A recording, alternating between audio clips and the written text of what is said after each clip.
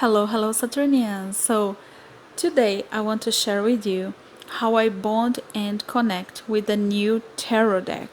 This is the Ancestral Path Tarot, and I just received it a few days ago.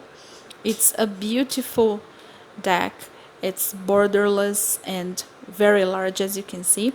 And I haven't had the opportunity to connect with this deck. I haven't worked with it yet, so this is a good opportunity to show you how I do it every time that I receive a new tarot deck. Now, some people say stuff like you should sleep with your deck under your pillow or you should take the deck everywhere with you. And I am not judging. If it works for you, fine. But it doesn't work for me. And the reason why it doesn't work for me is that, in my humble opinion, connecting with the tarot deck is all about establishing the language through which that one tarot deck is going to speak with you. I have a large collection and I feel that each one of my decks communicates with me in a different way. I have some decks that communicate with me through my knowledge of numerology because I understand the numerology in that card. I also understand the message that the card is trying to convey. So I have other decks that talk to me through symbols because I understand the meaning of the symbols depicted in the card. I also understand the message that the card is trying to say. So when I say that I cannot connect with the deck, what I am really saying is that I am not finding the bridge of communication between my subconscious mind and the images in the card. So my job is to flip through this deck and find a pattern that tells me that this is going to be the way through which the message is going to, be delivered. Maybe it's the emotions in these people's faces. Maybe it's the colors. Maybe it's something else. I don't know. I'll look all the cards and I'll try to find a pattern. You see, I start seeing that some of these cards depict people that have very expressive facial features. So I am thinking that maybe it is the emotions in the cards, in the people in the cards, that will deliver the message. So now what I am going to do is I will divide the deck in two piles. One pile with the images that I like, and it doesn't matter why I like or dislike the images. I'll just go with my first impressions and my intuition. I'll allow my subconscious mind to decide whether I like that image or not. And I'll divide in two piles. In the first pile, I am going to put the cards that I immediately like. And in the second pile, I am going to put the cards that I immediately dislike without thinking about it too much. The reason why I'm going to do this is to find a pattern in the cards that I like and another pattern in the cards that I do not like. So at the end, I'm just going to see if there is something in common in the cards I like and something in common in the cards that I dislike.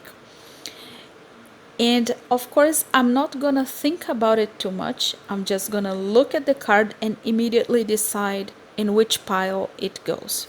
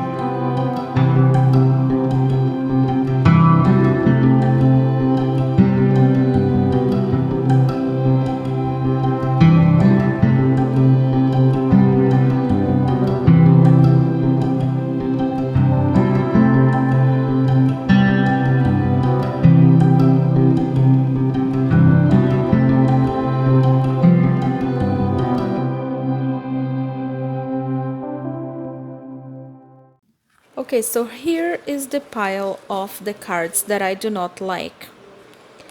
And what I see here, the pattern that I see here is that the emotions depicted in the cards do not tell the meaning of the card. For instance, look at this star card. The lady looks annoyed. And because she looks annoyed, I cannot extract the meaning of the star. The star is not annoyed.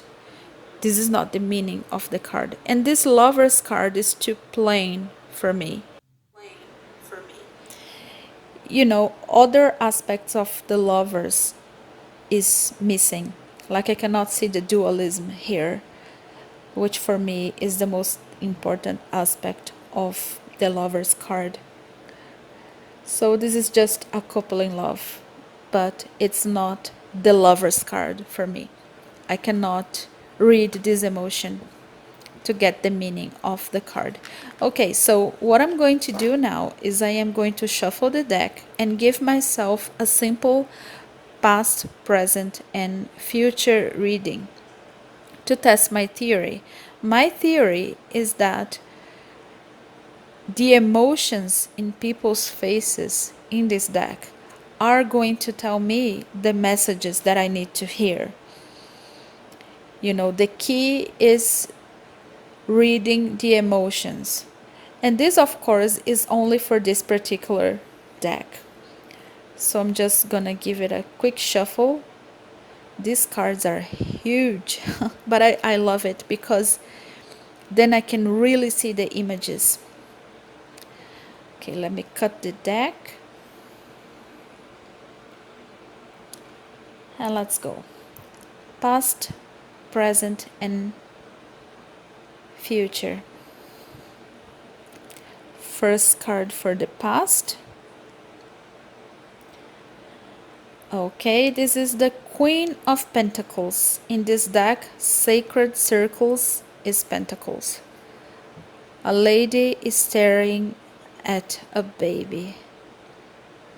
Interesting. Okay, next present moment, the Chariot moving forward. Okay, interesting. Right. Future.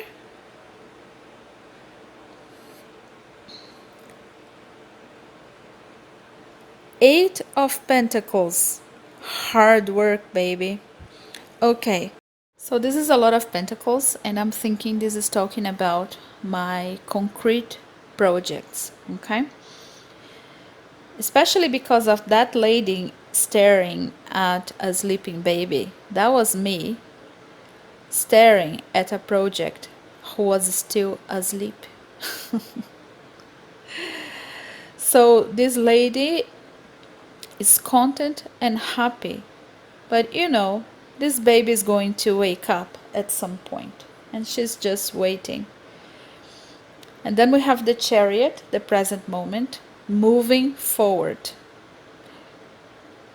And the future, working on these projects that before were sleeping. So I can see in the faces of these two ladies that one of them is serious, you know, and working hard, and the other one is happy while the baby sleeps. So in the past, we have somebody staring at a sleeping project, and in the future, somebody working hard in these projects. So it makes a lot of sense because I am a Virgo lady myself, which is an earthy sign, and all these cards are Pentacles cards, except for the Chariot, which also represents the present moment for me, moving forward. So you see, the emotions in these cards are telling me the message, especially the Pentacles cards. And what I'm going to do now is I'll take you outside to my garden and I'll show you some other things that I do when I want to connect with the tarot deck. And here I already feel the connection. I feel that I unlocked the key to understand these cards, the emotions in people's faces. Let's go. All right, so now I am in my garden and I got my Tarot of the Spirit, which is a deck that communicates with me in a very different way. And I want to compare the two kinds of languages that these decks speak. So here I have the Two of Cups in the Ancestral Path Tarot. Look at the image in comparison to the Two of Cups in the Tarot of the Spirit. In the Ancestral Path Tarot, you can see the emotion in, the two cups, the symbols are still there, but the couple is looking at each other. There is a connection there. And in the Tarot of the Spirit, the image is beautiful, but you can see the cups in here as well, and a lot of water, which is the element of the card, but there is nothing depicting any kind of emotion. So in the Tarot of the Spirit, I have to know the symbols, the elements, and the numerology in order to understand the meaning of the card. While in the Ancestral Path Tarot, it is the emotion in the card that tells me the meaning. So these are two different languages for me. You see, when I read with the Tarot of the Spirit, I'm not looking for any emotion in particular. I am just looking at the elements. And here in the Ancestral Path, even though the symbols are present, it's really about, the emotion being depicted in the card in comparison to the Tarot of the Spirit, which is all about the elements. I have other cards here. This is the Five of Cups. Look at the face of this lady. She's there is some kind of disappointment or surprise there. And there is a cup here spilling wine. Can you see it? And somebody else is upset. And in the Tarot of the Spirit, we have the cups spilling liquid as well. You see, so in both cards, we have a cup spilling liquid, but in the Ancestral Path Tarot, there is an emotion associated to the symbol. There is disappointment, there is surprise. And in the Tarot of the Spirit, only the symbol is enough to tell me the meaning of the card. Okay, so that's the different languages that these decks speak. I have another example here with the Nine of Swords. You see, there are 9 swords in this card. And also in the Tarot of the Spirit, we find the 9 swords. If you count, there are 9 swords in both cards. But in the Ancestral Path Tarot, there is an emotion. You see, she's in pain, she's crying, she's suffering, which is the meaning of the card. And in the Tarot of the Spirit, there is no emotion. It's just the symbol. So it's not that I'm looking for an emotion when I am flipping through the Tarot of the Spirit, but I can see it in the Ancestral Path Tarot. So now there is a little exercise, a fun exercise that I do sometimes.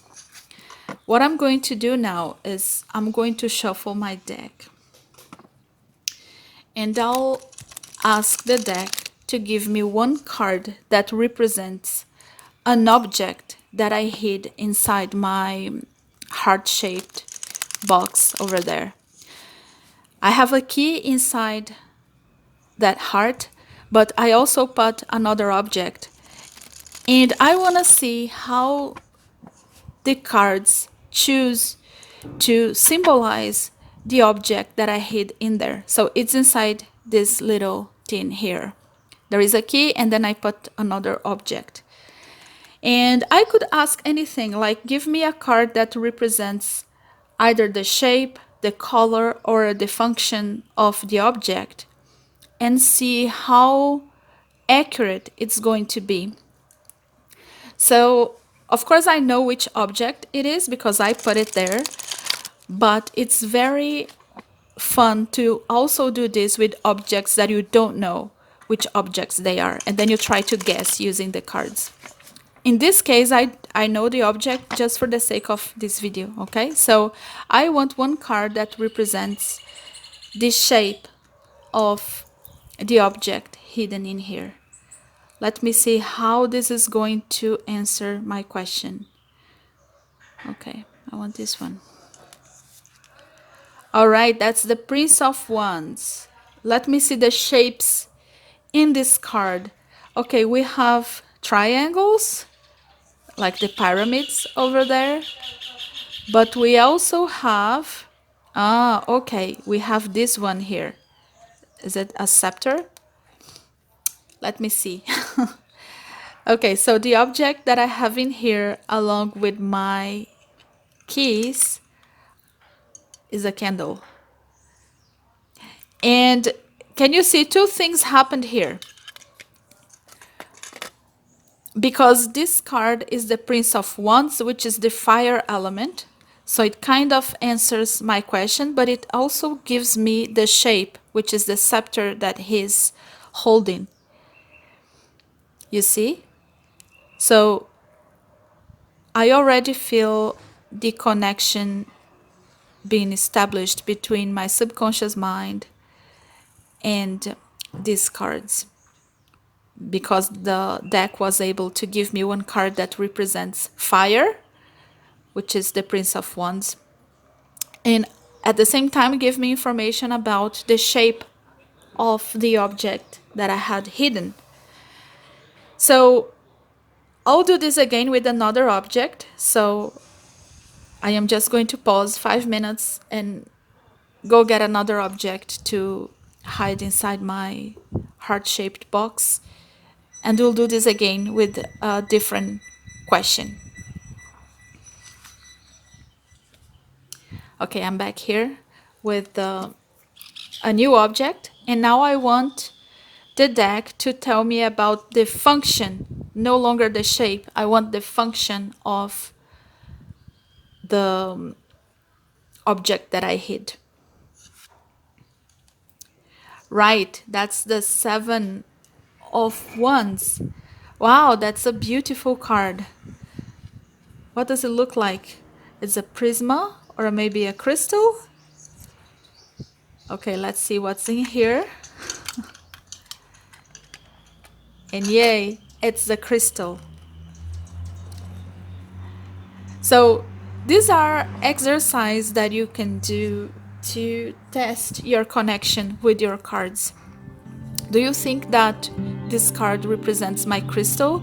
Let me know in the comments if you think so. Okay, so you see, I feel that I'm already connected with these cards, and I hope you enjoyed my process of connecting and bonding with a new tarot deck. And I'll see you next time. Bye bye.